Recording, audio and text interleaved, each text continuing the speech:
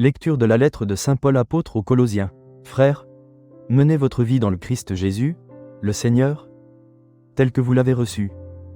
Soyez enracinés, édifiés en lui, restez fermes dans la foi, comme on vous l'a enseigné. Soyez débordants d'actions de grâce. Prenez garde à ceux qui veulent faire de vous leur proie, par une philosophie vide et trompeuse, fondée sur la tradition des hommes, sur les forces qui régissent le monde, et non pas sur le Christ. Car en lui, dans son propre corps, habite toute la plénitude de la divinité.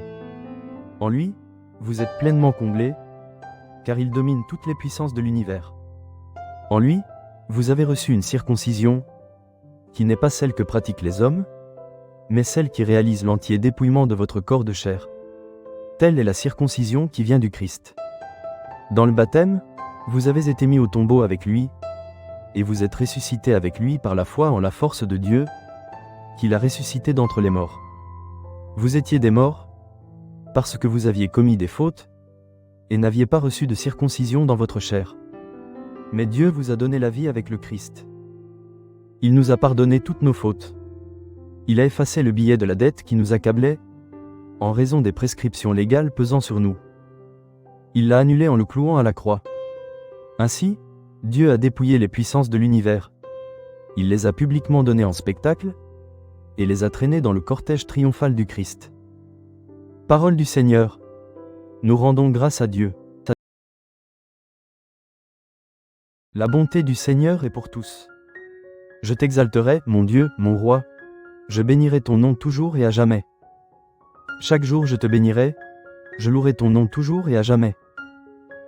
Le Seigneur est tendresse et pitié, lent à la colère et plein d'amour. La bonté du Seigneur est pour tous, sa tendresse pour toutes ses œuvres. Que tes œuvres, Seigneur, te rendent grâce, et que tes fidèles te bénissent. Ils diront la gloire de ton règne, ils parleront de tes exploits.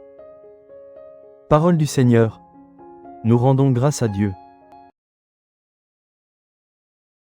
Il passa toute la nuit à prier Dieu. Il appela ses disciples, et en choisit 12, auxquels il donna le nom d'apôtres. C'est moi qui vous ai choisis, afin que vous alliez, que vous portiez du fruit, et que votre fruit demeure, dit le Seigneur. Alléluia. Évangile de Jésus-Christ selon saint Luc.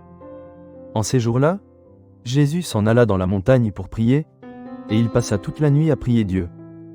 Le jour venu, il appela ses disciples, et en choisit 12, auxquels il donna le nom des apôtres.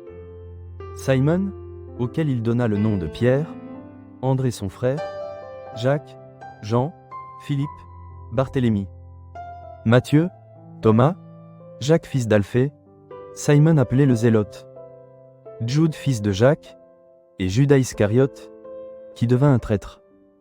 Jésus descendit de la montagne avec eux, et s'arrêta sur un terrain plat. Il y avait là un grand nombre de ses disciples, et une grande multitude de gens, venus de toute la Judée, de Jérusalem, et du littoral de Tyr et de Sidon. Ils étaient venus l'entendre, et se faire guérir de leur maladie. Ceux qui étaient tourmentés par des esprits impurs, retrouvaient la santé. Et toute la foule cherchait à le toucher, parce qu'une force sortait de lui, et les guérissait tous. Acclamons la parole de Dieu. Nous rendons grâce à Dieu.